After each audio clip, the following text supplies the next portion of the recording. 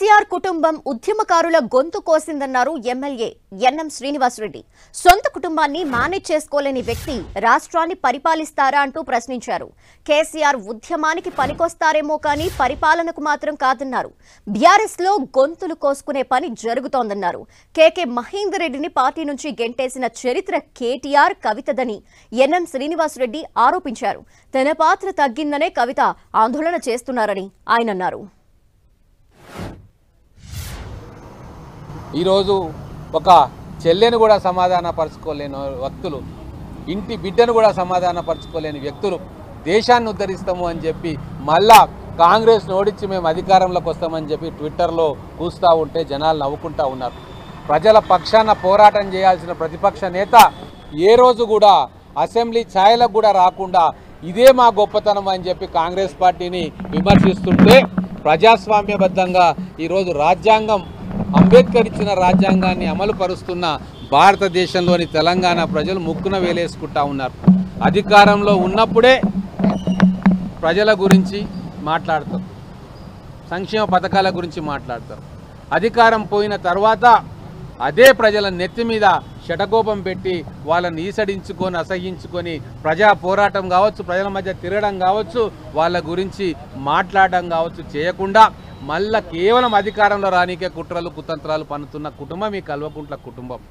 ఒక్కటి నేను గుర్తు చేయదలుచుకున్నా, ఆ రోజు ఇదే కవిత సంతోష్రావులు కలిసి ఉద్యమానికి ఊపిరై కేసీఆర్ను ఎల్లవేళలా కాపాడుకునే కేకే మహేందర్ రెడ్డిని సిరిసిల్ల సీటు నుంచి మెడబట్టుకొని బయటికి గెంటేసిన చరిత్ర ఇదే కుటుంబ సభ్యులది కాదా అని చెప్పి నేను అడుగుతా ఉన్నాం. ఇటువంటి ఎంతోమంది ఉద్యమకారులకు టికెట్లు రాకుండా ఆ రోజు అన్నా చెల్లెలు గూడు పుటాన్ని చేసి మొత్తం ఉద్యమానికి టీఆర్ఎస్ పార్టీ పెట్టడానికి ఎన్నో త్యాగాలు చేసి ఆస్తులు కుటుంబాలు పోగొట్టుకున్న వేల మంది గొంతును తడిగుడ్డతో కోసిర్రు ఈ అన్నా చెల్లెళ్ళు.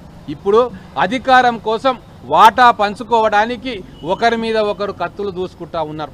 తెలంగాణ ప్రజలకు ఇది ఒక కొత్త సినిమాను చూపిస్తూ ఉంది కల్వకుంట్ల కుటుంబం.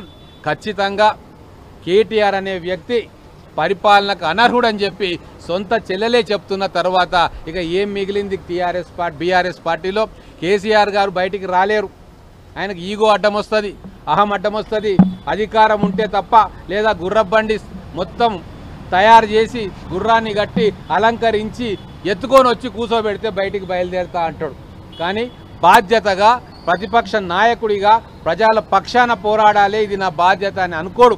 కేవలం అధికారం కోసమే రాజకీయం చేస్తూ ఉన్నాడు కేసీఆర్. ఆ అధికారాన్ని హస్తగతం చేసుకోవడానికి రాజకీయం చేస్తున్నాడు కేటీఆర్. అన్నకు పెద్ద పాత్ర ఉంది, నాకు పాత్రే లేదు, నా భవిష్యత్తు ఏంది అని చెప్పి పోరాటం చేస్తుంది చెల్లెలు. కాబట్టి ఈ అధికార దాహంతో ఉంటున్న ఈ కుటుంబాన్ని ఇప్పుడు రాజకీయంగా సమాధి కట్టిండ్రు. 2023లో ఏ రోజు కూడా వీళ్ళను మళ్ళీ అధికారం పీఠంలో కూర్చోబెట్టడానికి తెలంగాణ ప్రజలు సిద్ధంగా లేరు.